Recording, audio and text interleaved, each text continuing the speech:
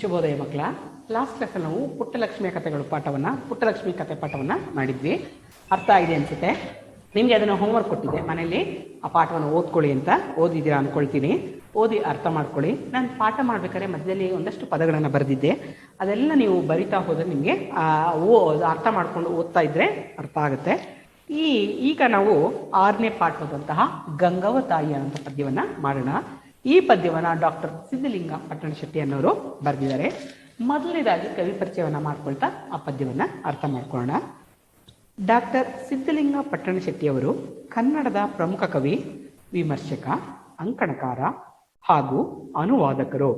ಇವ್ರು ನೋಡಿ, ಕನ್ನಡದಲ್ಲಿ ಪ್ರಮುಖ ಕವಿಗಳಾಗಿದ್ದಾರೆ, ವಿಮರ್ಶಕರಾಗಿದ್ದಾರೆ, ಜೊತೆಗೆ ಅಂಕಣಕಾರರು ಮತ್ತೆ ಅನುವಾದಕರು. ಅನುವಾದಕರು ಅಂದ್ರೆ ಏನ್ ಮಾಡ್ತು, ಬೇರೆ ಭಾಷೆಯಿಂದ ಟ್ರಾನ್ಸ್ಲೇಟ್ ಮಾಡುವಂಥದ್ದು. ಅದಕ್ಕೆ ಕನ್ನಡದಲ್ಲಿ ತರ್ಜುಮೆ ಅಥವಾ ಅನುವಾದ ಅಂತ ಹೇಳ್ತೀವಿ. ಇವರು ಅನುವಾದ ಮಾಡುವಂಥದ್ದು, ಬೇರೆ ಭಾಷೆಯಲ್ಲಿರುವಂತಹ ಕೃತಿಗಳನ್ನು ಕನ್ನಡಕ್ಕೆ ಅನುವಾದ ಮಾಡುವಂಥದ್ದು ಅಥವಾ ಕನ್ನಡದ ಕೃತಿಗಳನ್ನು ಬೇರೆ ಅನುವಾದ ಮಾಡುವಂಥ ಕೆಲಸವನ್ನ ಮಾಡಿದ್ದಾರೆ. ಧಾರವಾಡ ಸನಿಹದ ಯಾದವಾಡದಲ್ಲಿ, ಇವರು ಧಾರವಾಡದ ಹತ್ತಿರದಲ್ಲಿರುವಂತಹ ಯಾದವಾಡದಲ್ಲಿ 3/11/1939 ಜನನ ಆಗುತ್ತೆ. ತಂದೆ ಬಸೆಟ್ಟಪ್ಪ ಹಾಗೂ ತಾಯಿ ಬಂದು ಗಿರಿಜಾದೇವಿ. ಇವರ ಜನನ ಬಂದು ಯಾರ್ದು, ಡಾಕ್ಟರ್ ಸಿದ್ಧಲಿಂಗಯ್ಯ ಪಟ್ಟಣಶೆಟ್ಟಿ ಅವರ ಜನನ ಯಾವಾಗುತ್ತೆ, 3ನೇ ತಾರೀಕು 11ನೇ ತಿಂಗಳು 1939 ಆಗುತ್ತೆ. ಇಲ್ಲಿ ಧಾರವಾಡ ಜಿಲ್ಲೆಯ ಯಾದವಾಡ ಅನ್ನೋ ಕಡೆ, ಧಾರವಾಡ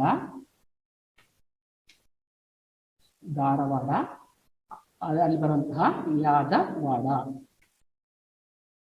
ಯಾದವಾಡ ಅನ್ನುವಂತಹ ಸ್ಥಳದಲ್ಲಿ ಇವರ ಜನನ ಆಗುತ್ತೆ. ಅವಾಗ 3/11/1939 ಇವರ ಜನನ ಆಗುತ್ತೆ. ತಂದೆ ಬಸೆಟ್ಟಪ್ಪ, ತಂದೆ ಹೆಸರೇನು, ತಂದೆ ಬಸೆಟ್ಟಪ್ಪ,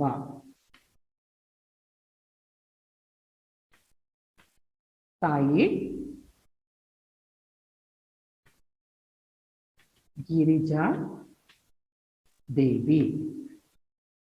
ಗಿರಿಜಾದೇವಿ ಅವರ ತಾಯಿಯ ಹೆಸರು. ನೆಕ್ಸ್ಟ್ ನೋಡೋಣ. ಇವರ ತಂದೆ ತಾಯಿಯ ಮಗನಾಗಿ ಇವರು ಯಾರು, ಸಿದ್ಧಲಿಂಗಯ್ಯ ಪಟ್ಟಣಶೆಟ್ಟಿ ಅವರ ಜನನ ಆಗುತ್ತೆ. ಇವರು ಧಾರವಾಡದ ವಿದ್ಯಾಗಿರಿಯ ಹೂಮನೆಯಲ್ಲಿ ನೆಲೆಗೊಂಡಿರುವ ಡಾಕ್ಟರ್ ಪಟ್ಟಣಶೆಟ್ಟಿಯವರು 60ಕ್ಕೂ ಹೆಚ್ಚು ಕನ್ನಡ ಮತ್ತು 60ಕ್ಕೂ ಹೆಚ್ಚು ಕನ್ನಡ ಕೃತಿಗಳನ್ನು ರಚನೆ ಮಾಡಿದ್ದಾರೆ. ಜೊತೆಗೆ 10ರಷ್ಟು ಹಿಂದಿ ಪುಸ್ತಕಗಳನ್ನು ರಚಿಸಿದ್ದಾರೆ. 10 ಪುಸ್ತಕಗಳಷ್ಟು ಹಿಂದಿ ಪುಸ್ತಕಗಳನ್ನು ರಚನೆ ಮಾಡಿದ್ದಾರೆ. ಅದರಲ್ಲಿ ಮುಖ್ಯವಾಗಿ ನೀನಾ, ಔರಂಗಜೇಬ, ಪರದೇಸಿ ಹಾಡುಗಳು, ಅಯಸ್ಕಾಂತ, ಅದಾದ್ಮೇಲೆ ಇಷ್ಟು ಹೇಳಿದ ಮೇಲೆ, ಅಪರಾಂಪರ ಮುಂತಾದ ಕವನ ಸಂಕಲನಗಳು. ಇವರು ಬರೆದಂತಹ ಕವನ ಸಂಕಲನಗಳು ಯಾವುದು, ಕವನ ಸಂಕಲನಗಳು ಯಾರು ಬರೆದಿದ್ದಾರೆ. ಕನ್ನಡದಲ್ಲಿ 60ಕ್ಕೂ ಹೆಚ್ಚು ಕೃತಿಗಳನ್ನು ರಚನೆ ಮಾಡಿದ್ದಾರೆ. ಜೊತೆಲಿ ಹಿಂದಿಯಲ್ಲಿ 10ಕ್ಕೂ ಹೆಚ್ಚು ಕೃತಿಗಳನ್ನ ರಚನೆ ಮಾಡಿದ್ದಾರೆ. ಇದರಲ್ಲಿ ನೀನಾ, ಔರಂಗಜೇಬ,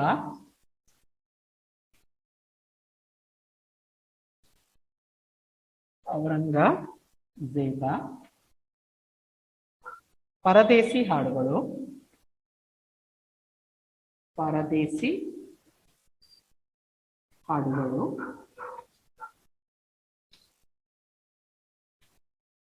ಅದಾದ್ಮೇಲೆ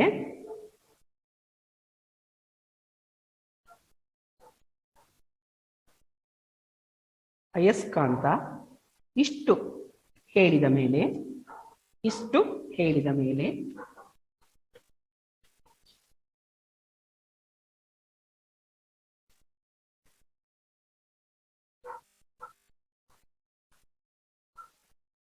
ಅದಾದ್ಮೇಲೆ ಅಯಸ್ಕಾಂತ, ಮ್ಯಾಗ್ನೆಟ್ಗೆ ಕನ್ನಡದಲ್ಲಿ ಅಯಸ್ಕಾಂತ ಅಂತ ಹೇಳ್ತಾರೆ.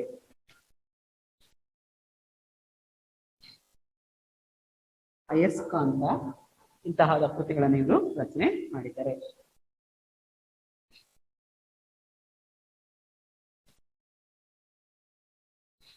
ಅಪರಂಪರ ಮುಂತಾದ ಕವನ ಸಂಕಲನಗಳನ್ನು ಬರೆದಿದ್ದಾರೆ. ಜೊತೆಗೆ ಮಾವ, ಹಕ್ಕಿಗಳು ಮುಂತಾದ ವಿಮರ್ಶಾ ಕೃತಿಗಳನ್ನು ರಚನೆ ಮಾಡಿದ್ದಾರೆ. ಜೊತೆಗೆ ಆಷಾಢದ ಒಂದು ದಿನ ಅನ್ನುವಂಥದ್ದು, ಅದೇ ಅಧೂರೆ, ಅಂಧಯುಗ, ಮುದ್ರಾ ರಾಕ್ಷಸ, ಶಸ್ತ್ರ ಸಂತಾನ, ಕೋರ್ಟ್ ಮಾರ್ಷಲ್, ಚೋರ ಚರಣದಾಸ, ಆಕಾಶಬೇರಿ, ಕಾಲ ಕೆಳಗಿನ ನೆಲ ಮುಂತಾದ ಅನುವಾದ ನಾಟಕಗಳು ಮುಖ್ಯವಾದವು. ಅಂದ್ರೆ ಬೇರೆ ಭಾಷೆಯಲ್ಲಿರುವಂತದ್ದನ್ನ ಅನುವಾದ ಮಾಡಿದ್ದಾರೆ. ಅಂತಹ ಒಂದು ನಾಟಕಗಳನ್ನು ಸಹ ಇವರು ಅನುವಾದವನ್ನು ಮಾಡಿದ್ದಾರೆ. 1996ರಲ್ಲಿ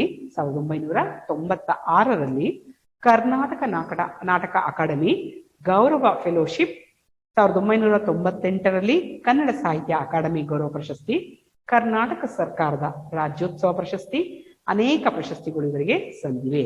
ಕೇಂದ್ರ ಸಾಹಿತ್ಯ ಅಕಾಡೆಮಿಯ ಕಾರ್ಯಕಾರಿ ಸಮಿತಿಯ ಸದಸ್ಯ ಮತ್ತು ಕನ್ನಡ ಸಲಹಾ ಸಮಿತಿಯ ಸಂಚಾಲಕರಾಗಿದ್ದರು. ಇವರು ಕೇಂದ್ರ ಸಾಹಿತ್ಯ ಅಕಾಡೆಮಿಯಲ್ಲಿ ಒಬ್ಬ ಕಾರ್ಯದರ್ಶಿಯಾಗಿ, ಕಾರ್ಯದಲ್ಲಿ ಸಮಿತಿಯ ಸದಸ್ಯರಾಗಿ ಕೆಲಸ ಮಾಡಿದ್ದಾರೆ. ಜೊತೆಗೆ ಕನ್ನಡ ಸಲಹಾ ಮಂಡಳಿಯಲ್ಲಿ ಸಂಚಾಲಕರಾಗಿ ಕೆಲಸ ಮಾಡಿದ್ದಾರೆ. ಇವರಿಗೆ ಬಂದಂತಹ ಪ್ರಶಸ್ತಿಗಳು ಯಾವ್ದಪ್ಪ ಅಂದ್ರೆ 1996ರಲ್ಲಿ ಕರ್ನಾಟಕ ನಾಟಕ ಅಕಾಡೆಮಿ ಪ್ರಶಸ್ತಿ, ಗೌರವ ಫೆಲೋಶಿಪ್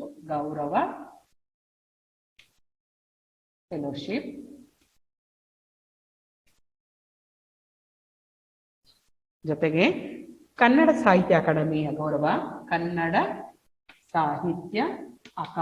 ಗೌರವ ಸಿಕ್ಕಿದೆ. ಜೊತೆಗೆ ರಾಜ್ಯೋತ್ಸವ ಪ್ರಶಸ್ತಿ, ಕರ್ನಾಟಕ ಸರ್ಕಾರ ರಾಜ್ಯೋತ್ಸವ ಪ್ರಶಸ್ತಿಯನ್ನು ಸದಾ ಕೊಟ್ಟಿದ್ದಾರೆ ಇವರಿಗೆ. ರಾಜ್ಯೋತ್ಸವ ಪ್ರಶಸ್ತಿ ಸದಾ ಬಂದಿದೆ ಇವರಿಗೆ. ಯಾರಿಗೆ? ಸಿದ್ದಲಿಂಗಯ್ಯ ಪಟ್ಟಣ ಶೆಟ್ಟಿ ಅವರಿಗೆ. ಇದು 1996ರಲ್ಲಿ ಕನ್ನಡ ನಾಟಕ ಅಕಾಡೆಮಿ ಗೌರವ ಫೆಲೋಶಿಪ್ ಬಂದ್ರೆ, ಇವರಿಗೆ 1998ರಲ್ಲಿ ಕನ್ನಡ ಸಾಹಿತ್ಯ ಅಕಾಡೆಮಿ ಪ್ರಶಸ್ತಿ ಸದಾ ದೊರೆತಿದೆ. ಇಷ್ಟು ಇವರ ಕವಿಕೃತಿ ಪರಿಚಯ. ಇವರು ಬರೆದಂತಹ ಗಂಗವ್ವ ತಾಯಿ ಅನ್ನುವಂತಹ ಒಂದು ಪದ್ಯವನ್ನ, ಅವರು ಬರೆದಂತಹ ನಿನ್ನ ಮರೆಯು ಮಾತು, ನಿನ್ನ ಮರೆಯು ಮಾತು ಅನ್ನುವಂತಹ ಒಂದು ಸಂಕಲನದಿಂದ, ನಿನ್ನ ಮರೆಯು ಮಾತು ಅಂತ ಒಂದು ಕವನ ಸಂಕಲನದಿಂದ ಈ ಪದ್ಯವನ್ನ, ಗಂಗಾವ ತಾಯಿ ಅಂತ ಒಂದು ಪದ್ಯವನ್ನ ನಿನ್ನ ಮರೆಯು ಮಾತು ಅನ್ನುವಂಥ ಒಂದು ಕವನ ಸಂಕಲನದಿಂದ ಆಯ್ಕೆ ಮಾಡ್ಕೊಳ್ತಾ ಇದ್ದಾರೆ. ಇಷ್ಟು ಕವಿ ಪರಿಚಯ ಮಕ್ಕಳ. ಇನ್ನೊಂದ್ಸಾರಿ ಹೇಳ್ತೀನಿ ಕವಿ ಪರಿಚಯ ಏನಪ್ಪಾ ಅಂದ್ರೆ, ಸಿದ್ದಲಿಂಗಯ್ಯ ಪಟ್ಟಣ ಶೆಟ್ಟಿ ಅವರ ಜನನ 3/11/1939ರಲ್ಲಿ ಧಾರವಾಡದಲ್ಲಿರುವಂತಹ ಯಾದವಾಡ ಅನ್ನೋ ಸ್ಥಳದಲ್ಲಿ ಆಗುತ್ತೆ. ಅವರ ತಂದೆ ಬಸಪ್ಪ ಶೆಟ್ಟಿ, ತಾಯಿ ಗಿರಿಜಾದೇವಿ. ಇವರು ಕವಿಗಾರರಾಗಿ, ವಿಮರ್ಶಕರಾಗಿ, ಅಂಕಣಕಾರರಾಗಿ ಮತ್ತೆ ಅನುವಾದಕರಾಗಿ ಸದಾ ಕೆಲಸವನ್ನ ಮಾಡಿದ್ದಾರೆ. ಇವರು ಬರೆದಂತಹ ಕೃತಿಗಳಲ್ಲಿ ಕವನ ಸಂಕಲನಗಳಲ್ಲಿ ನೀನಾ, ಔರಂಗಜೇಬ, ಪರದೇಸಿ ಹಾಡುಗಳು, ಇಷ್ಟು ಹೇಳಿದ ಮೇಲೆ, ಅಯಸ್ಕಾಂತ, ಇನ್ನೂ ಅನೇಕ ಕೃತಿಗಳನ್ನು ರಚನೆ ಮಾಡಿದ್ದಾರೆ. ಜೊತೆಗೆ ನಾಟಕಗಳನ್ನ ಅನುವಾದ ಮಾಡಿದ್ದಾರೆ. ಆ ನಾಟಕಗಳು ಯಾವ್ದಪ್ಪ ಅಂದ್ರೆ ಅನೇಕ ನಾಟಕಗಳು, ಅದರಲ್ಲಿ ಮಾವ, ಹಕ್ಕಿಗಳು ಮುಂತಾದ ಕಥಾ ಸಂಕಲನಗಳನ್ನ ರಚನೆ ಮಾಡಿದ್ದಾರೆ. ಅದಾದ್ಮೇಲೆ ಏನಾಗುತ್ತೆ, ಒಂದಷ್ಟು ನಾಟಕಗಳನ್ನ ಇವರು ಅನುವಾದ ಮಾಡಿದ್ದಾರೆ. ಕೋರ್ಟ್ ಮಾರ್ಷಲ್, ಚೋರ ಚರಣದಾಸಪ್ಪ, ಶಸ್ತ್ರ ಸಂತಾನ, ಮುದ್ರಾ ರಾಕ್ಷಸ, ಅಂಧಯುಗ, ಅದೇ ಅಧೂರೆ ಇನ್ನಂತಹ ನಾಟಕಗಳನ್ನ ಇವರು ಏನ್ ಮಾಡಿದ್ದಾರೆ, ಅನುವಾದ ಮಾಡಿದ್ದಾರೆ. ಆಮೇಲೆ ವಿಮರ್ಶಾ ಕೃತಿಗಳು ಯಾವ್ದಪ್ಪ ಅಂದ್ರೆ ಅನುಶೀಲನ, ರಂಗಾಯಣ, ಪರಿಭಾವನ, ವಿವೇಚನ ಮುಂತಾದ ವಿಮರ್ಶಾ ಕೃತಿಗಳನ್ನು ಸದಾ ಇವರು ಮಾಡಿದ್ದಾರೆ. ಜೊತೆಗೆ 1996ರಲ್ಲಿ ಕನ್ನಡ ನಾಟಕ ಅಕಾಡೆಮಿ ಗೌರವ ಫೆಲೋಶಿಪ್ ಪ್ರಶಸ್ತಿ ಇವರಿಗೆ ಬಂದಿದೆ. ಜೊತೆಗೆ 1998ರಲ್ಲಿ ಕನ್ನಡ ಸಾಹಿತ್ಯ ಅಕಾಡೆಮಿ ಪ್ರಶಸ್ತಿ ಬಂದಿದೆ. ಜೊತೆಗೆ ಕರ್ನಾಟಕ ಸರ್ಕಾರ ರಾಜ್ಯೋತ್ಸವ ಪ್ರಶಸ್ತಿಯನ್ನು ಕೊಟ್ಟು ಇವರಿಗೆ ಗೌರವಿಸಿದ್ದಾರೆ. ಇಷ್ಟು ಇವರಿಗೆ ಬಂದಂತಹ ಪ್ರಶಸ್ತಿಗಳು ಮಕ್ಕಳ. ಇವರು ಕನ್ನಡದ ಒಬ್ಬ ಪ್ರಮುಖ ಕವಿಗಳು. ಇಲ್ಲಿ ಗಂಗವ್ವ ತಾಯಿ ಅನ್ನೋದು ನಮ್ಮ ಭಾರತದಲ್ಲಿ ಹರಿಯುವಂತಹ ಬಹಳ ಪ್ರಮುಖವಾದಂತಹ ನದಿ ಯಾವುದು? ಗಂಗಾ ನದಿ. ಆ ಗಂಗಾ ನದಿಯನ್ನ ಕುರಿತು, ಆ ನದಿಯ ಕುರಿತು ಹೇಳ್ತಾ ಇದ್ದಾರೆ. ಕರ್ನಾಟಕದಲ್ಲಿ ಜೀವ ನದಿ ಅಂತ ಕರಿತೀವಿ, ಯಾವುದು? ಕಾವೇರಿ. ಹಾಗೆ ಅಲ್ಲಿ ಉತ್ತರ ಭಾರತದಲ್ಲಿ ಹರಿಯುವಂತಹ ಗಂಗಾ ನದಿ. ಗಂಗವ್ವ ಅಂದ್ರೆ ಇಲ್ಲಿನ ಅರ್ಥ ಏನಪ್ಪಾ ಅಂದ್ರೆ ನೀರಿಗೆ ಗಂಗವ್ವ ತಾಯಿ ಅಂತ ಹೇಳ್ತಾ ಇದ್ದಾರೆ. ಇಲ್ಲಿ ಪಂಚಭೂತಗಳ, ಇಲ್ಲಿ ಪಾಠ ಪ್ರವೇಶ ಬರುತ್ತೆ ನೋಡಿ, ಪದ್ಯ ಪ್ರವೇಶ ಅಂತಿದೆ, ಓದ್ತಾ ಇದ್ದೀನಿ. ಪಂಚಭೂತಗಳಲ್ಲಿ ಜಲವು ಒಂದು. ಪಂಚಭೂತಗಳು ಯಾವುದು? ಭೂಮಿ, ಆಕಾಶ, ನೀರು, ವಾಯು, ಅಗ್ನಿ ಮತ್ತೆ ಜಲ. ಇಷ್ಟನ್ನು ನಾವೇನಂತ ಕರಿತೀವಿ? ಪಂಚಭೂತಗಳು ಅಂತ ಕರಿತೀವಿ. ಯಾವ್ಯಾವ್ದು ಪಂಚಭೂತಗಳು? ಅರ್ಥ ಆಗಿದೆ ಅನ್ಕೊಂತೀನಿ, ರೇಸ್ ಮಾಡ್ತೀನಿ ಮಕ್ಕಳ. ಪಂಚಭೂತಗಳು ಯಾವುದು?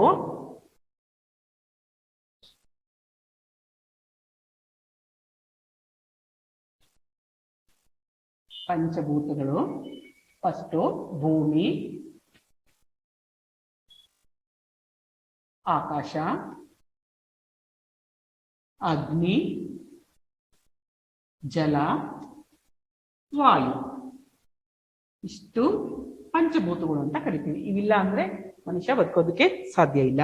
ಹಾಗಾಗಿ ಈ ಪಂಚಭೂತಗಳಲ್ಲಿ ಜಲ ಅಂದ್ರೆ ನೀರು ನಮ್ಗೆ ಬಹಳ ಅವಶ್ಯಕ. ಒಂದು ಗಿಡ ಮರ ಬೆಳಿಬೇಕಾಗ್ಲಿ, ಮನುಷ್ಯ, ಪ್ರಾಣಿ ಪಕ್ಷಿಗಳು, ಪ್ರತಿಯೊಂದು ಜೀವ ಜಂತುಗಳನ್ನು ನೀರಿನ ಅವಶ್ಯಕತೆ ಬಹಳವಾಗಿದೆ. ನೀರಿಲ್ಲ ಅಂದ್ರೆ ಬದುಕೋದಕ್ಕೆ ಸಾಧ್ಯವಿಲ್ಲ. ಹಾಗಾಗಿ ಇಲ್ಲಿ ಗಂಗೆಯನ್ನ ಕುರಿತು ಅಂದ್ರೆ ಜಲವನ್ನ ಕುರಿತು ಹೇಳ್ತಾ ಇದ್ದಾರೆ ಯಾರು? ಡಾಕ್ಟರ್ ಸಿದ್ಧಲಿಂಗ ಪಟ್ಟಣಶೆಟ್ಟಿ ಅವರು. ಏನಂತ ಹೇಳ್ತಾ ಇದ್ದಾರೆ ನೋಡಿ. ಜಲದ ಇನ್ನೊಂದು ಹೆಸರು ಗಂಗಾ. ಆ ನೀರಿಗೆ ಇನ್ನೊಂದು ಹೆಸರನ್ನ ಗಂಗಾ ಅಂತ ಕರಿತಾ ಇದ್ದಾರೆ. ಇಳಿದು ಬಾ ತಾಯಿ, ಇಳಿದು ಬಾ ಎಂದು ದಾರಾ ಬೇಂದ್ರೆ ಬರೆದಂತಹ ಒಂದು ಕವನ. ಅವರು ತಾಯಿ ನೀರಿನ ಜಲಮಾತೆಯನ್ನ, ಗಂಗೆಯನ್ನು ಇಳಿದು ಬಾ ತಾಯಿ, ಇಳಿದು ಬಾ, ನೀವು ಇಲ್ಲದೆ ನಾವು ಬದುಕೋಕ್ಕಾಗೋದಿಲ್ಲ ಅಂತ ಗಂಗೆಯನ್ನ ಭೂಮಿಗೆ ಆಹ್ವಾನಿಸಿದ್ದಾರೆ. ಯಾರು? ದಾರಾ ಬೇಂದ್ರೆಯವರು. ಅವರು ಹೇಳುವಂತಹ ಒಂದು ಪದ್ಯ, ಅವ್ರು ಬರೆದಂತಹ ಪದ್ಯ ಇಳಿದು ಬಾ ತಾಯಿ, ಇಳಿದು ಬಾ. ಹಾಗೆ ಅನೇಕ ಲೇಖಕರು ನೀರಿನ ಬಗ್ಗೆ, ನೀರಿನ ಒಂದು ಶುದ್ಧತೆಯ ಬಗ್ಗೆ ಅನೇಕ ಪದ್ಯಗಳನ್ನ ಬರೆದಿದ್ದಾರೆ. ನೀರಿಲ್ಲದೆ ಬರ ಬಂದಾಗಲೆಲ್ಲ ಮತ್ತೆ ಮತ್ತೆ ಕವಿಗಳು ಗಂಗೆಯನ್ನು ಭೂಮಿಗೆ ಬರುವಂತೆ ಆಹ್ವಾನಿಸಿದ್ದಾರೆ. ಬರ ಅಂದ್ರೆ ಕ್ಷಾಮ, ಬರಗಾಲ ಬರುತ್ತೆ. ಅಂದ್ರೆ ನೀರಿಲ್ಲದೆ ಇದ್ರೆ ಭೂಮಿ ಎಲ್ಲ ಬರಡಾಗ್ಬಿಡುತ್ತೆ, ಒಣಗ್ಬಿಡುತ್ತೆ. ಪ್ರಾಣಿ ಪಕ್ಷಿಗಳೆಲ್ಲ ನೀರಿಲ್ಲದೆ ಸಾಯಕ್ ಸ್ಟಾರ್ಟ್ ಆಗುತ್ತೆ. ಮನುಷ್ಯನಿಗೆ ನೀರಿನ ಅವಶ್ಯಕತೆ ಬಹಳ ಇದೆ. ಹಾಗಾಗಿ ನೀರಿಲ್ಲ ಅಂದ್ರೆ ಪ್ರತಿಯೊಬ್ಬರಿಗೂ ತೊಂದರೆ ಆಗುತ್ತೆ. ಅದಕ್ಕೆ ಬರ ಬರುತ್ತೆ ಅಂತ ಹೇಳ್ತಾರೆ. ಬರಗಾಲ ಅಂತ ನೀರಿಲ್ಲ ಅಂದ್ರೆ. ಬರಗಾಲ ಅಂದ್ರೆ ಕ್ಷಾಮ ಅಥವಾ ದುರ್ಭಿಕ್ಷೆ ಅಂತಾನು ಹೇಳ್ತಾರೆ. ಅಂತದಕ್ಕೆ ನೀರಿಲ್ಲ ಅಂದ್ರೆ ಎಲ್ಲ ಜೀವ ಜಂತುಗಳಿಗೂ ಬಹಳ ತೊಂದರೆ ಆಗುತ್ತೆ. ಹಾಗಾಗಿ ಅನೇಕ ಕವಿಗಳು ನೀರಿನ ಸಮಸ್ಯೆ ಆದಾಗ ಭೂಮಿಗೆ ನೀರನ್ನ ಕರೆತರುವಂತೆ ಅವರ ಕವನಗಳಲ್ಲಿ ಅವರು ರಚನೆ ಮಾಡಿದ್ದಾರೆ. ನೀರಿಲ್ಲದಿದ್ದರೆ ಬದುಕೇ ದುಸ್ತರ ಮೀನ್ಸ್ ಕಷ್ಟ ಸಾಧ್ಯ. ದುಸ್ತರ ಅಂದ್ರೇನು? ಕಷ್ಟ ಸಾಧ್ಯ.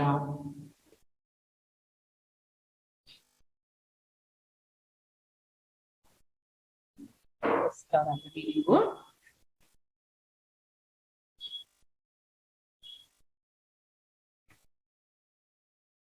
ಅಸಾಧ್ಯ ಅನ್ನೋ ಅರ್ಥ ಕೊಡುತ್ತೆ, ಅಥವಾ ಕಷ್ಟ ಸಾಧ್ಯ. ಅದನ್ನ ಕಷ್ಟಪಡ್ಬೇಕಾಗುತ್ತೆ ನಾವು ನೀರಿನಿಂದ ಬದುಕೋದು ಅಂತ ಹೇಳ್ತಾರೆ. ಆಮೇಲೆ ನೀರು ಭೂಮಿಗಿಳಿದು ಬಂದು ನೆಲದಲ್ಲಿ ಹರಿಯುವ ಕ್ರಮವೇ ಒಂದು ಅದ್ಭುತ ಕಾವ್ಯ. ನೀರು ಜೋರಾಗಿ ಮಳೆ ಬಂದು ಹರ್ಕೊಂಡ್ ಬರುತ್ತಲ್ವಾ, ಅದು ಹರ್ಕೊಂಡ್ ಬರುವಂತ ಒಂದು ಕ್ರಮವೇ ಒಂದು ಅದ್ಭುತವಾದ ಕಾವ್ಯ ಅಂತ ಹೇಳ್ತಾ ಇದ್ದಾರೆ. ಮನುಷ್ಯ ಹಾಗೂ ನೀರಿನ ಪರಸ್ಪರ ಸಂಬಂಧವನ್ನು ಮೆಲುಕು ಹಾಕುವ ಕವನವಿದು. ಮನುಷ್ಯನಿಗೆ ಮತ್ತೆ ನೀರಿಗಿರುವಂತ ಒಂದು ಸಂಬಂಧ ಅವಿನಾಭಾವ ಸಂಬಂಧ. ಹಾಗಾಗಿ ನೀರಿಗೆ ಕುರಿತು ಒಂದು ಮೆಲುಕು ಹಾಕುವಂತ ಒಂದು ಪದ್ಯವನ್ನ ಈ ಲೇಖಕರಾದಂತಹ ಯಾರು? ಸಿದ್ಧಲಿಂಗ ಪಟ್ಟಣಶೆಟ್ಟಿ ಅವರು ಬರಿತಾ ಇದ್ದಾರೆ. ಒಂದು ಹಿರಿಯರು ಹೇಳಿದಂತ ಒಂದು ಮಾತಿದೆ, ಗಂಗಾ ಸ್ನಾನ ತುಂಗಾಪಾನ. ಏನಂತ ಹೇಳ್ತಾರೆ? ಗಂಗಾ ಸ್ನಾನ ತುಂಗಾಪಾನ. ಹೇಗೆ? ತುಂಗಾಪಾನ ಅಂದ್ರೆ ಏನಪ್ಪಾ ಅಂದ್ರೆ ತುಂಗಭದ್ರಾ ನದಿಯ ನೀರು ತುಂಗಾಪಾನ, ತುಂಬಾ ಕುಡಿಯಕ್ಕೆ ತುಂಗಾಪಾನ ಕುಡಿಯಕ್ಕೆ ತುಂಬಾ ಸೊಗಸಾಗಿದೆ ತುಂಗಾಭದ್ರದ ನದಿಯ ನೀರು.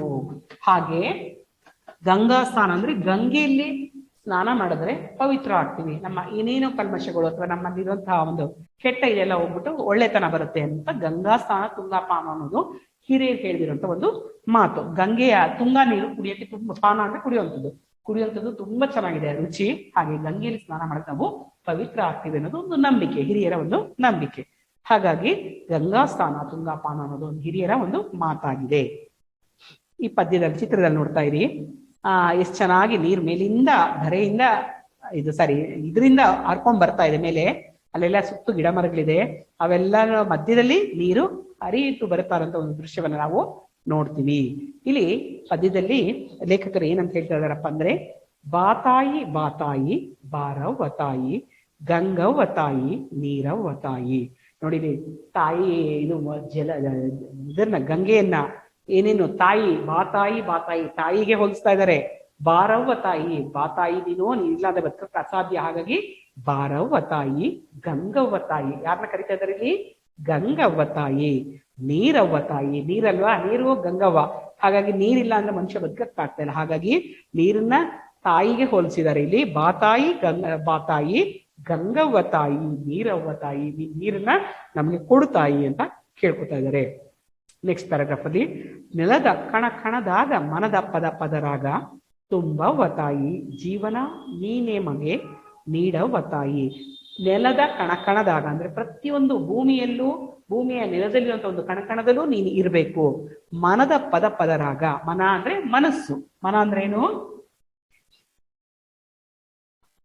ಮನಸ್ಸಿನಲ್ಲಿ, ಪ್ರತಿಯೊಬ್ಬರ ಮನಸ್ಸಿನಲ್ಲಿಯೂ ನೀನು ಪದ ಪದರಾಗ ನೀನು ಇದೆಯಾ. ತುಂಬವ್ವ ತಾಯಿ, ಜೀವನ ನೀನೇ ಮಗೆ. ನೀನಿಲ್ಲದೆ ನಾವು ಬದುಕಕ್ಕಾಗಲಿದ್ದೇವೆ. ಜೀವನ ಅಂದ್ರೆ ನೀನೇ ನಮ್ಮ ಜೀವ. ಹಾಗಾಗಿ ನೀಡವ್ವ ತಾಯಿ, ಏನನ್ನ ನೀಡು? ಗಂಗೆಯನ್ನ ನೀಡು. ನೋಡಿ, ತುಂಬವ್ವ ತಾಯಿ, ಜೀವನ ನೀನೇ ಮಗೆ ನೀಡವ್ವ ತಾಯಿ. ನೆಲದ ಕಣ ಕಣದಾಗ ಮನದ ಪದ ಪದರಾಗ ತುಂಬವ್ವ ತಾಯಿ, ಜೀವನ ನೀನೆ ಮಗೆ ನೀಡವ್ವ ತಾಯಿ. ಅಂದ್ರೆ ಪ್ರತಿ ನೆಲದ ಕಣಕಣದಲ್ಲೂ ನೀನು ಇರಬೇಕು. ನಮ್ಮ ಮನಸ್ಸಿನಲ್ಲಿ ಪದರ ಪದರವಾಗಿ ಇದೆಯಾ ನೀನು, ಪದ ಪದ ರಾಗವಾಗಿದ್ಯಾ. ತುಂಬವ್ವ ತಾಯಿ, ಎಲ್ಲರ ಮನಸ್ಸನ್ನ ತುಂಬು. ಜೀವನ ನೀನೆ ಮಗೆ, ಅಂದ್ರೆ ನೀನೇ ನಮಗೆ ಜೀವನವನ್ನ ಕೊಡ್ಬೇಕು. ಹಾಗಾಗಿ ನೀನು ನೀಡು ತಾಯಿ. ನೀಡು ಅಂದ್ರೆ ಏನಿಲ್ಲಿ? ನೀರನ್ನ ಕೊಡು ತಾಯಿ ಅಂತ ಎರಡನೇ ಪದ್ಯದಲ್ಲಿ ಅವರು ಸಿದ್ಧಲಿಂಗ ಪಟ್ಟಣ ಶೆಟ್ಟಿ ಅವರು ಕೇಳ್ಕೊತಾ ಇದ್ದಾರೆ. ಹಾಗೆ ನೆಕ್ಸ್ಟ್ ಪ್ಯಾರಾಗ್ರಾಫ್, ನೀನೊಬ್ಬಳಿದ್ದರೆ ಜಗದಾಗ ನವದಾಗ ಜಳ ಜಳ ಜಳ ಜಳ ಜಲ ಜಲ ತಾಯಿ, ಹೊಳೆಯವ್ವ ತಾಯಿ, ನೀರವ್ವ ತಾಯಿ. ನೀನೊಬ್ಬಳಿದ್ರೆ ಇಡೀ ಜಗದಲ್ಲಿ, ಜಗ ಅಂದ್ರೆ ಜಗತ್ತು ಅಥವಾ ವಿಶ್ವ, ವಿಶ್ವ ಅಥವಾ ಪ್ರಪಂಚ ಅಥವಾ ಇಡೀ ಜಗತ್ತಲ್ಲಿ ನೀನೊಬ್ಬಳಿದ್ರೆ ಸಾಕು. ಜಗದಾಗ ನಭದಾಗ, ನಭ ಅಂದ್ರೆ ಏನು? ಆಕಾಶ. ನಭ ಅಂದ್ರೆ ಆಕಾಶ. ನೀನು ಆಕಾಶ ಅಂದ್ರೆ ಮೋಡುಗಳು, ಮಳೆ ಬರ್ಬೇಕಾದ್ರೆ ಮೋಡುಗಳು ಎಲ್ಲಿರುತ್ತೆ? ಆಕಾಶದಲ್ಲಿರುತ್ತೆ. ಹಾಗಾಗಿ ಮೋಡದಲ್ಲಿ, ಜೊತೆಗೆ ಭೂಮಿಯಲ್ಲಿ ನೀನೊಬ್ಬಳಿ, ಜಗದಲ್ಲಿ ಅಂದ್ರೆ ಇಡೀ ಪ್ರಪಂಚದಲ್ಲಿ ನೀನು ಇರಬೇಕು. ಜೊತೆಗೆ ನಭದಾಗ ಆಕಾಶದಲ್ಲಿ ನೀನು ಇರಬೇಕು. ಜಳ ಜಳ ಜಳ ಜಳ ಜಲ ಜಲ ತಾಯಿ, ಜಳ ಜಳ ಅಂತ ಹರಿತ ಬಾ, ಜಲವನ್ನ ಕೊಡು ನಮ್ಗೆ ತಾಯಿ. ಹೊಳೆಯವ್ವ ತಾಯಿ, ನೀರವ್ವ ತಾಯಿ. ಹೊಳೆ ಅಂದ್ರೆ ಇಲ್ಲಿನ ಅರ್ಥ ಹೊಳೆಯೋದು ಅಂತ ಒಂದು ಅರ್ಥ, ಇನ್ನೊಂದು ಅರ್ಥದಲ್ಲಿ ಹೊಳೆ ಅಂದ್ರೆ ನದಿ. ಹೊಳೆ ಅಂದ್ರೆ ನದಿ. ನದಿಯಲ್ಲಿ ನೀನು ಹರಿತ ಬಾ, ಹರ್ಕೊಂಡ್ ಬಂದು ನೀನು ನೀರವ್ವನ ತಾಯಿ. ನೀರವ್ವ ಅಂದ್ರೆ ನೀರನ್ನ ನಮ್ಗೆ ಕೊಡೋದು. ಜಳ ಜಳ ಅಂತ ನಿನಾದ ಮಾಡ್ತಾ, ನಿನಾದ ಅಂದ್ರೆ ಒಂದು ಶಬ್ದವನ್ನ ಮಾಡ್ತಾ ನಮಗೆ ಜಲವನ್ನು ಕೊಡು ತಾಯಿ. ಹೊಳೆಯವ್ವ ತಾಯಿ, ನೀರವ್ವ ತಾಯಿ. ಹೊಳೆ ಅಂದ್ರೆ ನದಿಯಲ್ಲಿ ಬಂದು ಸೇರು ನೀನು. ನೀನು ಯಾರು ಬಂದು ಸೇರ್ಬೇಕಾಗಿರೋದು? ನೀರವ್ವ ತಾಯಿ ಅಂತ ಹೇಳ್ತಾ ಇದ್ದಾರೆ. ನೋಡಿ, ನೀನೊಬ್ಬಳಿದ್ದರೆ ಜಗದಾಗ ನವದಾಗ ಜಳ ಜಳ ಜಳ ಜಳ ಜಲ ಜಲ ತಾಯಿ, ಹೊಳೆಯವ್ವ ತಾಯಿ, ನೀರವ್ವ ತಾಯಿ. ನೀನೊಬ್ಬಳಿದ್ರೆ ಇಡೀ ಜಗದಲ್ಲಿ ಮತ್ತೆ ನಭದಲ್ಲಿ, ಜಗ ಮೀನ್ಸ್ ಇಡೀ ಪ್ರಪಂಚ ಅಥವಾ ವಿಶ್ವದಲ್ಲಿ. ನಭ ಅಂದ್ರೆ ಆಕಾಶ, ಅಂಬರ, ಗಗನ, ವ್ಯೋಮ, ಇವೆಲ್ಲ ಆಕಾಶಕ್ಕೆ ಹೇಳುವಂತ ಬೇರೆ ಬೇರೆ ಪದಗಳು. ನೀನು ಇಡೀ ಜಗಕ್ಕೆ ನೀನು ಬೇಕಾಗಿದ್ಯಾ. ಜೊತೆಗೆ ನಭದಲ್ಲಿ ಇರ್ಬೇಕು, ನೀನು ಮೋಡಗಳಲ್ಲಿ ಇರ್ಬೇಕು. ಜಳ ಜಳ ಜಳ ಜಳ ಅಂತ ನಿನಾದ ಶಬ್ದವನ್ನ ಮಾಡ್ತಾ ಬರ್ಬೇಕು ನೀನು. ಜಲ ಜಲ ತಾಯಿ, ಹೊಳೆಯವ್ವ ತಾಯಿ, ನೀರವ್ವ ತಾಯಿ. ಜಳ ಜಳ ಅಂತ, ಇದು ಜಲ ಅಂದ್ರೆ ನೀರು, ನೀರನ್ನ ನೀನು ಹೊಳೆಯವ್ವ ತಾಯಿ. ಹೊಳೆ ಅಂದ್ರೆ ನದಿಯಲ್ಲಿ ಹರಿಯುವಂತಹ ಒಂದು ನೀರನ್ನ ಹರಿಯುವಂತ ತಾಯಿಯಾಗಿ ಬಾ ಅಂತ ಕೇಳ್ಕೊತಾ ಇದ್ದಾರೆ ಈ ಪದ್ಯದಲ್ಲಿ. ಯಾರು? ಸಿದ್ಧಲಿಂಗಯ್ಯ ಪಟ್ಟಣ ಶೆಟ್ಟಿ ಅವರು. ನೆಕ್ಸ್ಟ್ ಪದ್ಯದಲ್ಲಿ, ನೆಲದ ಒಳ ಹೊರಗೆಲ್ಲ ಪ್ರಾಣದ ತುಂಬೆಲ್ಲ ನಗು ನಗುತ್ತ ನಲಿಯುತ್ತ ಪುಟಿಯುತ್ತ ಕುಣಿಯುತ್ತ ಚಿಮ್ಮುತ್ತ ಜಿಗಿಯುತ್ತ ಹರಿಯುತ್ತ ಸುರಿಯುತ್ತ ಧೋಧೋ ಭಾರವ್ವ, ನೀರವ್ವ ಭಾರವ್ವ.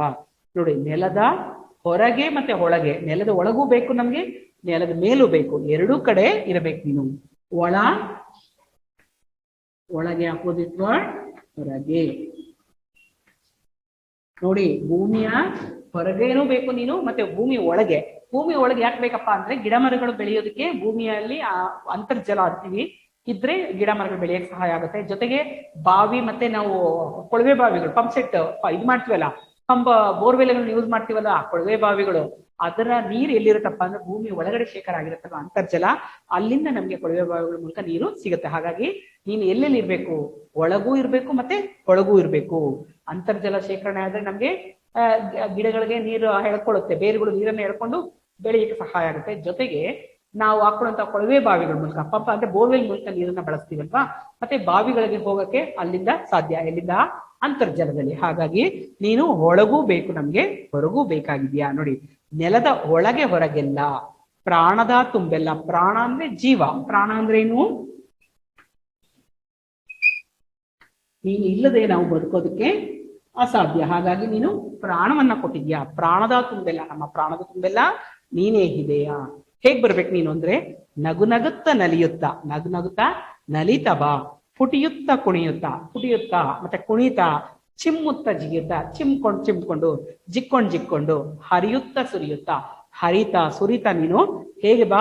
ಧೋಧೋ ಬಾರವ್ವ, ನೀರವ್ವ ಬಾರವ್ವ. ಧೋಧೋ ಅಂತ ಮಳೆ ಸುರಿಯುತ್ತಲ್ವಾ, ಹಾಗೆ ನೀನು ಬಾರವ್ವ. ಯಾರು? ನೀರವ್ವ ಬಾರವ್ವ ಅಂತ ಲೇಖಕರು ಇಲ್ಲಿ ಮಳೆಯನ್ನ ಕರೀತಾ ಇದ್ದಾರೆ. ಹಾಗೆ ನೆಕ್ಸ್ಟ್ ಪ್ಯಾರಾಗ್ರಾಫ್ ಅಲ್ಲಿ, ಒಣಗಿದ ನೆಲದಾಗ ಹಸಿ ಹಸಿರು ನೆಡಲಾಕ, ಹುಸಿರುಸಿರು ಉಳಿಸಾಕ, ಕೊಳೆಯೆಲ್ಲ ತೊಳಿಯಾಕ. ಏನಕ್ ಬೇಕು ನಮ್ಗೆ ಮಳೆ? ಒಣಗಿದ ನೆಲದಾಗ ಅಂದ್ರೆ ಬರಡು ಬಂದ್ಬಿಟ್ಟಿರುತ್ತೆ ನೀರು, ಭೂಮಿ ಎಲ್ಲ ಮಳೆ ಬರ್ದೇ ಇದ್ರೆ ಏನಾಗುತ್ತೆ? ಬರಡು ಬರುತ್ತೆ, ಬಿರುಕು ಬಿಟ್ಬಿಟ್ಟಿರುತ್ತೆ, ಆ ನೆಲ ಒಣಗೋಗಿರುತ್ತೆ, ಅದಕ್ಕೆ ಇದಿಲ್ದೆ ಆಗುತ್ತೆ, ಬೆಳೆ ತೆಗಿಯಕ್ಕಾಗೋದಿಲ್ಲ ರೈತರು ಪಾಪ. ಹಾಗಾಗಿ ಹಸಿ ಹಸಿ ನೆಡಲಾಕ, ಹಸಿಯಾದ ಗಿಡವನ್ನ ನೆಡೋದಕ್ಕೆ, ಬೀಜವನ್ನ ಹಾಕೋದಕ್ಕೆ ನೀನು ಮಳೆಯಾಗಿ ಬಾ. ಹುಸಿರು ಉಳಿಸಾಕ, ಕೊಳೆಯೆಲ್ಲ ತೊಳಿಯಾಕ. ಪ್ರತಿಯೊಬ್ಬರ ಉಸಿರನ್ನ, ಪ್ರಾಣಿ ಪಕ್ಷಿಗಳು, ಗಿಡ ಮರಗಳು, ಜನಗಳು, ಜೀವಜಂತುಗಳ ಜೀವವನ್ನ ಉಳಿಸೋದಕ್ಕೆ ನೀನು ಬಾ. ಜೊತೆಗೆ ಕೊಳೆಯೆಲ್ಲ ತೊಳಿಯಾಕ, ನಮ್ಮ ಮೈಯನ್ನ ತೊಳೆಯುವಂತಹ ಮಲಿನ ಕಲ್ಮಶ ಇರುವಂತಹ ಹೊಲಸನ್ನೆಲ್ಲ ತೊಳೆಯೋದಕ್ಕಾದ್ರೂ ನೀನು ಬಾ ಅಂತ ಕರೀತಿದ್ದಾರೆ. ಇಲ್ಲಿ ಏನಾಗುತ್ತೆ ಅಂದ್ರೆ, ಮಳೆ ಬೆಳೆ ಬರ್ಲಿಲ್ಲ ಅಂದ್ರೆ ಜನರ ಮನಸ್ಸು ಬೇರೆ ಕಡೆಗೆ ಹೋಗುತ್ತೆ, ಕೆಟ್ಟ ದಾರಿಯನ್ನ ಹಿಡಿಯಕ್ಕೆ ಸಾಧ್ಯ ಆಗುತ್ತೆ. ಕೆಲವರು ಏನ್ ಮಾಡ್ತಾರೆ, ಮಳೆ ಇಲ್ಲ, ಬೆಳೆ ಇಲ್ಲ, ಜೀವನ ನಡೆಸಬೇಕು, ತಿನ್ಬೇಕು, ಹಾಗಾಗಿ ಕಳ್ಳತನ ಮಾಡುವಂಥದ್ದು, ಮೋಸ ಮಾಡುವಂಥದ್ದು, ದರೋಡೆ ಮಾಡುವಂಥದ್ದು, ಹೀಗೆಲ್ಲ ಸ್ಟಾರ್ಟ್ ಆಗುತ್ತೆ. ಮಳೆ ಇದ್ರೆ ಏನಾಗುತ್ತೆ, ತಮ್ಮ ಪಾಡಕ್ಕೆ ನಾವು ಬೆಳೆಯನ್ನ ಬೆಳ್ಕೊತಾ ಜೀವನ ಮಾಡ್ಕೋತಾರೆ. ಟೈಮ್ ಸರಿಯಾಗಿ ಮಳೆ ಬೆಳೆ ಆದ್ರೆ ಅವ್ರಿಗೆ ಊಟಕ್ಕೆ ಏನು ತೊಂದರೆ ಇರಲ್ಲ. ಇಲ್ಲ ಅಂದ್ರೆ ಕೆಟ್ಟ ದಾರಿಗಳನ್ನ ಇರುವಂತಹ ಸಂಭವಗಳು ಬಹಳ ಇರುತ್ತೆ. ಹಾಗಾಗಿ ನೀನು ನಮ್ಮ ಕಲ್ಮಶಗಳನ್ನ ತೊಳೆಯಕ್ಕಾದ್ರೂ ನೀನು ಬಾ. ಅಂದ್ರೆ ನಮ್ಮ ಕೆಟ್ಟ ಮನಸ್ಥಿತಿಯನ್ನ ಕೆಟ್ಟ ರೀತಿಯಲ್ಲಿ ಹೋಗದೇ ಇರೋ ರೀತಿಯಲ್ಲಿ ಇಟ್ಕೊಳಕ್ಕಾದ್ರೂ ನೀನು ಬಾ. ನಮ್ಮ ಮೈಯಲ್ಲಿರುವಂತಹ ಕೊಳೆಯನ್ನೆಲ್ಲ ತೊಳೆಯಾಕಾದ್ರೂ ನೀನು ಬಾ ಅಂತ ಈ ಪದ್ಯದಲ್ಲಿ ಹೇಳ್ತಾ ಇದ್ದಾರೆ. ನೋಡಿ, ಇನ್ನೊಂದ್ಸಲ ಹೇಳ್ತೀನಿ. ಒಣಗಿದ ನೆಲದಾಗ ಹಸಿ ಹಸಿರು ನೆಡಲಾಕ, ಹುಸಿರುಸಿರು ಉಳಿಸಾಕ, ಕೊಳೆಯೆಲ್ಲ ತೊಳೆಯಾಕ. ನಮ್ಮ ಒಣಗಿದ ನೆಲವನ್ನ ಅಲ್ಲಿ ಬೆಳೆಯನ್ನ ಬೆಳೆಯೋದಕ್ಕೆ ಹಸಿರು ಹೆಸರು ನೆಡಲಾಕ ಅಂದ್ರೆ ಹಸಿಯಾಗಿ ಬೀಜಗಳನ್ನ ಅಥವಾ ಗಿಡಗಳನ್ನ ನೆಡೋದಕ್ಕಾದ್ರೂ ನೀನು ಬಾ. ಹುಸಿರು ಉಳಿಸಾಕ, ಪ್ರತಿಯೊಬ್ಬರ ಉಸಿರನ್ನ, ಪ್ರಾಣಿ ಪಕ್ಷಿಗಳ ಮತ್ತೆ ಗಿಡ ಮರಗಳ ಜೀವವನ್ನು ಉಳಿಸಕ್ಕಾದ್ರೂ ನೀನು ಬಾ. ಕೊಳೆಯೆಲ್ಲ ತೊಳೆಯಾಕ, ಮನುಷ್ಯನ ಮನಸ್ಸು ಮತ್ತು ಮೈ ಮೇಲಿರುವಂತಹ ಕೊಳೆ ಮೀನ್ಸ್ ಕಲ್ಮಶ ಅಥವಾ ಹೊಲಸು. ಕೊಳೆ ಅಂದ್ರೆ ಕಲ್ಮಶ ಅಥವಾ ಹೊಲಸನ್ನ ತೊಳೆಯಕ್ಕಾದ್ರೂ ನೀನು ಬಾ ಅಂತ ಹೇಳ್ತಾ ಇದ್ದಾರೆ. ಯಾರು? ಲೇಖಕರು ಹೇಳ್ತಾ ಇದ್ದಾರೆ. ಮಳೆಯನ್ನ ಈ ರೂಪದಲ್ಲಿ ಬಾ, ಮಳೆ ಜೋರಾಗಿ ಧೋಧೋ ಅಂತ ಬಾ, ಎಲ್ಲ ಕುಣಿಯುತ್ತ ಬಾ, ಪುಟಿಯುತ್ತ ಬಾ, ಚಿಮ್ಮುತ್ತ ಬಾ, ಜಿಗಿಯುತ್ತ ಬಾ, ಹರಿಯುತ್ತ ಬಾ, ಸುರಿಯುತ್ತ ಬಾ ಬಾ ಅಂತ ಬೇರೆ ಬೇರೆ ರೀತಿಯಲ್ಲಿ ಕರಿತಾ ಇದ್ದಾರೆ. ಏನಕ್ಕೆ ಕರಿತಾ ಇದಾರಪ್ಪ ಅಂದ್ರೆ, ಒಣಗಿದ ನೆಲಕ್ಕೆ ಹಸಿರನ್ನ ನೆಡಲಿಕ್ಕೆ, ಮತ್ತೆ ಮನುಷ್ಯರ ಉಸಿರಾಗೋಕೆ, ಜೊತೆಗೆ ಕೊಳೆಯನ್ನ ತೊಳೆಯಕ್ಕೆ, ಮನುಷ್ಯನ ಮನಸ್ಸಿನ ಕೊಳೆ ಮತ್ತೆ ಮೈ ಮೇಲಿನ ಕೊಳೆಯನ್ನ ತೊಳೆಯಕ್ಕೆ ನೀನು ಬಾ ಅಂತ ಹೇಳ್ತಾ ಇದ್ದಾರೆ. ನೆಕ್ಸ್ಟ್ ಪ್ಯಾರಾಗ್ರಾಫ್ ಅಲ್ಲಿ, ಭರಭರ ಥರಥರ ಜೀವದ ತುಣುಕಾಗಿ ಮೈ ಮನಸ ಹೊಲಸೆಲ್ಲ ತೊಳೆಯವ್ವ ತಾಯಿ, ನೀರವ್ವ ತಾಯಿ, ಗಂಗವ್ವ ತಾಯಿ. ಭರಭರ ಥರಥರ, ಭರಭರ ಅಂತ ಬಾ, ಥರಥರ ಅಂತ ಬರ. ಜೀವದ ತುಣುಕಾಗಿ, ತುಣುಕು ಅಂದ್ರೆ ಒಂದು ಚೂರಾಗಿ, ಜೀವದ ಒಂದು ಚೂರಾಗಿ ನೀನು ಬಾ. ಮೈ ಮನಸ್ಸ ಹೊಲಸೆಲ್ಲ, ಮೈ ಮತ್ತು ಮನಸ್ಸುಗಳೆಲ್ಲ ಹೊಲಸನ್ನ ತೊಳೆಯೋದು ಬಾ. ಹೊಲಸು ಅಂದ್ರೆ ಗಲೀಜು, ಮಲಿನ, ಅವುಗಳನ್ನ ತೊಳೆಯಕ್ಕಾದ್ರೂ ನೀನು ಬಾ. ತೊಳೆಯವ್ವ ತಾಯಿ, ನೀರವ್ವ ತಾಯಿ, ಗಂಗವ್ವ ತಾಯಿ. ಎಲ್ಲರ ಮನಸ್ಸಲ್ಲಿರುವಂತಹ ಹೊಲಸನ್ನೆಲ್ಲ ತೊಳಿಬೇಕು ಅಂತ ಏನ್ ಮಾಡ್ಬೇಕು? ನೀನು ಬರ್ಬೇಕು. ನೀರವ್ವ ತಾಯಿ, ಗಂಗವ್ವ ತಾಯಿ ಅಂತ ಕೇಳ್ಕೊತಾ ಇದ್ದಾರೆ. ಬಾರವ್ವ ತಾಯಿ, ಗಂಗವ್ವ ಮಾಯಿ, ಬಾ ತಾಯಿ, ನೀರವ್ವ ತಾಯಿ. ಎಗೇನ್ ಅದೇ ಫಸ್ಟ್ ಪದ್ಯದ ಸಾಲುಗಳನ್ನ ಕೊಟ್ಟಿದ್ದಾರೆ. ಬಾ ತಾಯಿ, ಗಂಗವ್ವ ಮಾಯಿ, ಮಾಯಿ ಅಂದ್ರೆ ತಾಯಿ, ಬಾ ತಾಯಿ, ನೀರವ್ವ ತಾಯಿ ಅಂದ್ರೆ ನೀನು ನೀರಾಗಿ ಬಾ ಅಂತ ಕರಿತಾ ಇದ್ದಾರೆ. ಹಾಗೆ ನೀರವ್ವ ಗಂಗವ್ವ, ಮಳಿಯಾಗಿ ಬಾರವ್ವ. ನೀರವ್ವ ಗಂಗವ್ವ, ನೀನು ಹೇಗ್ ಬರ್ಬೇಕು? ಮಳೆಯಾಗಿ ಬಾರವ್ವ, ಮಳೆಯ ರೀತಿಯಲ್ಲಿ ಸುರಿದು ಬಾ. ಹೊಳಿಯಾಗಿ ಹರಿಯವ್ವ, ಹೊಳಿ ಅಂದ್ರೆ ಇಲ್ಲಿ ಹೊಳೆ ಅಂದ್ರೆ ನದಿ, ನದಿಯಲ್ಲಿ ಹರಿ ನೀನು. ಒಣಗಿದ ನೆಲದಾಗ ಹಸುರಾಗಿ ಹೊಳಿಯವ್ವ, ಒಣಗಿರುವಂತ ನೆಲದಲ್ಲಿ ಹಸಿರು ಗಿಡಗಳು ಬಿದ್ದಾಗ ಪ್ರಕೃತಿ ನೋಡಕ್ಕೆ ಎಷ್ಟು ಸುಂದರವಾಗಿ ಕಾಣುತ್ತಲ್ವಾ, ನೇಚರು. ಹಾಗೆ ಆ ರೀತಿ ಹೊಳೆಯುತ್ತ ಬಾ ನೀನು, ಕಲಕಲ ನದಿಯಾಗಿ ಹನಿ ಹನಿ ಕಣಕಣ. ಕಲಕಲ ಅಂತ ಶಬ್ದವನ್ನ ಮಾಡ್ತಾ ಹೊಳಿತಾ ನೀನು ಬಾ. ಕಲಕಲ ನದಿಯಾಗಿ ಹನಿ ಹನಿ, ಹನಿ ಹನಿ ಮಳೆ ನೀರು ಬಂದಾಗ ಹನಿ ಹನಿ ಬೀಳುತ್ತಲ್ಲ, ಕಣ ಕಣ ಅಂದ್ರೆ ಭೂಮಿ ಇರುವಂತ ಒಂದು ಕಣಕಣದ ಮೇಲೂ ನೀನು ಬಿದ್ದು ಭೂಮಿಯನ್ನ ತಂಪು ಮಾಡು. ಬಾ ತಾಯಿ ಬಾರವ್ವ ತಾಯಿ ಗಗ್ಗವ್ವ ತಾಯಿ. ಅದು ಯಾರನ್ನ ಕರಿತಿದ್ರಲ್ಲಿ? ಬಾ ತಾಯಿ. ತಾಯಿಯನ್ನ ಹೇಗ್ ಕರಿತೀವಿ ಹಾಗೆ ಬಾರವ್ವ ತಾಯಿ ಗಂಗವ್ವ ತಾಯಿ. ತಾಯಿಗೆ ಗಂಗೆಯನ್ನ ಹೋಲ್ಸ್ ಹೇಳ್ತಾ ಇದಾರೆ. ನಮ್ಗೆ ಪ್ರಕೃತಿ ಸೌಂದರ್ಯ ನೋಡಿದ್ರೆ ತುಂಬಾ ಖುಷಿ ಆಗುತ್ತೆ. ಗಿಡ ಮರ ಹಚ್ಚ ಹಸಿರು ನೋಡಿದ್ರೆ ಎಷ್ಟು ಖುಷಿ ಕೊಡುತ್ತೆ, ಮನಸ್ಸಿಗೆ ಕಣ್ಣಿಗೆ ತಂಪನ್ನು ಕೊಡುತ್ತೆ. ಹಾಗೆ ನೀರಿನಂತ ಸ್ಥಳಕ್ಕೆ ಹೋದ್ರು ಅಷ್ಟೇ, ಎಷ್ಟೊತ್ತಾದ್ರೂ ನೀರಿನಂತ ಸ್ಥಳದಿಂದ ಬರಕ್ ಇಷ್ಟ ಆಗೋದಿಲ್ಲ ನಮ್ಗೆ. ಯಾಕೆಂದ್ರೆ ನೀರಲ್ಲಿ ಆಡ್ತಾ ಇದ್ರೆ ಸಮಯ ಹೋಗೋದೇ ಗೊತ್ತಾಗೋದಿಲ್ಲ. ಹಾಗಾಗಿ ನೀರು ಚಿಕ್ಕ ಮಕ್ಕಳಿಂದ ಹಿಡಿದು ಹಿರಿಯರವರೆಗೂ ಎಲ್ಲರನ್ನೂ ಆಕರ್ಷಿಸುತ್ತೆ, ಪರಿಸರ ಮತ್ತೆ ನೀರು. ಹಾಗಾಗಿ ನೀರು ಇರುವಂತ ಸ್ಥಳಕ್ಕೆ ಜನರ ಒಂದು ಪ್ರವಾಸ ಮತ್ತೆ ಹೋಗುವಂಥದ್ದು ತುಂಬಾ ಜಾಸ್ತಿ ಆಗಿರುತ್ತೆ. ಯಾಕೆಂದ್ರೆ ಎಲ್ಲರೂ ಇಷ್ಟಪಡ್ತಾರ ಅಂತ ಸ್ಥಳವನ್ನ. ಪರಿಸರ, ನೇಚರ್ ಇರುವಂತದ್ದು, ಗಿಡ ಮರಗಳು ಸುತ್ತ ಪ್ರಕೃತಿ ಸೌಂದರ್ಯ ಇರುವಂತದ್ದು, ಮತ್ತೆ ನದಿ ಇರುವಂತದ್ದು, ನೀರಿರುವಂತ ಸ್ಥಳಗಳು ಮಕ್ಕಳಿಗೆ ದೊಡ್ಡವರಿಗೆ ಎಲ್ರಿಗೂ ಇಷ್ಟ. ಎಷ್ಟೊತ್ತಾದ್ರೂ ಆಟ ಆಡ್ತಾ ಇದ್ರು ಸಮಯ ಹೋಗೋದೇ ಗೊತ್ತಾಗೋದಿಲ್ಲ. ಇನ್ನು ಸಮಯ ಆಗಿಲ್ವೇನೋ, ಇಷ್ಟ ಬೇಗ ಆಗೋಯ್ತ ಸಮಯ ಅನ್ನೋಷ್ಟು ಖುಷಿಯನ್ನ ಕೊಡುತ್ತೆ ನೀರು. ಹಾಗಾಗಿ ನೀರನ್ನ ಗಂಗವ್ವ ಬಾರವ್ವ ತಾಯಿ ಗಗ್ಗವ್ವ ತಾಯಿ ನೀರವ್ವ ತಾಯಿ ಅಂದ್ಬಿಟ್ಟಿಲ್ಲಿ ಯಾರೋ ಲೇಖಕರಾದಂತಹ ಡಾಕ್ಟರ್ ಸಿದ್ಧಲಿಂಗ ಪಟ್ಟಣ ಶೆಟ್ಟಿ ಅವರು ಮಳೆಯನ್ನ ಬಾರವ್ವ ತಾಯಿ ಅಂತ ತುಂಬಾ ಸಂಭ್ರಮದಿಂದ ಖುಷಿಯಿಂದ ಆಕೆಯನ್ನ ಕರೀತಾ ಇದ್ದಾರೆ. ಇಲ್ಲಿಗೆ ಈ ಪಾಠವನ್ನ ನಿಲ್ಲಿಸೋಣ ಮಕ್ಕಳ. ನೆಕ್ಸ್ಟ್ ಕ್ಲಾಸ್ ಅಲ್ಲಿ ಅದ್ರಲ್ಲಿ ಬರುವಂತ ಅಕ್ಷರಾಭ್ಯಾಸ ಇದೆ, ಇದು ಅಭ್ಯಾಸ ಚಟುವಟಿಕೆಗಳನ್ನ ನೋಡೋಣ. ಈ ಪದ್ಯದಲ್ಲಿ ಕಂಠಪಾಠಕ್ಕೆ ಏನಾದ್ರು ಇದೆಯಾ ನೋಡೋಣ. ಈ ಬರುವಂತಹ ಇಲ್ಲಿ 5 ಸಾಲು 4 ಸಾಲು ಒಟ್ಟು 9 ಸಾಲುಗಳನ್ನ ಕಂಠಪಾಠ ಮಾಡಿ. ಇದನ್ನ ಹೋಮ್ವರ್ಕ್. ಈ 9 ಸಾಲುಗಳನ್ನ 3 ಸಾರಿ ನೀವು ರಫ್ ನೋಟ್, ಹೋಮ್ವರ್ಕ್ ಬುಕ್ ಇದ್ರೆ ಹೋಮ್ವರ್ಕ್ ಬುಕ್ ಅಲ್ಲಿ ಬರೀರಿ, ಇಲ್ಲಾಂದ್ರೆ ರಫ್ ನೋಟ್ ಅಲ್ಲಿ ಬರೀರಿ. ಇಲ್ಲಿ ಕೊಟ್ಟಿರುವಂತಹ ಈ 4 ಸಾಲು ಪ್ಲಸ್ ಇಲ್ಲಿ ಬಂದಿರುವಂತಹ 5 ಸಾಲು, ಪೇಜ್ ನಂಬರ್ 97ರಲ್ಲಿ ಬರುವಂತಹ ಈ 9 ಸಾಲುಗಳನ್ನ 3 ಸಾರಿ ಹೋಮ್ವರ್ಕ್ ಬುಕ್ ಅಲ್ಲಿ ಬರೀರಿ. ಇದು ಇವತ್ತಿನ ನಿಮ್ಮ ಹೋಮ್ವರ್ಕ್ ಆಗುತ್ತೆ. ಅರ್ಥ ಆಗಿದೆ ಅನ್ಕೊಳ್ತೀನಿ ಮಕ್ಕಳ ಈ ಪದ್ಯ. ಇದರಲ್ಲಿ ಬರುವಂತಹ ಅಭ್ಯಾಸ ಚಟುವಟಿಕೆಯನ್ನ ನೆಕ್ಸ್ಟ್ ಕ್ಲಾಸ್ ಅಲ್ಲಿ ಮಾಡೋಣ.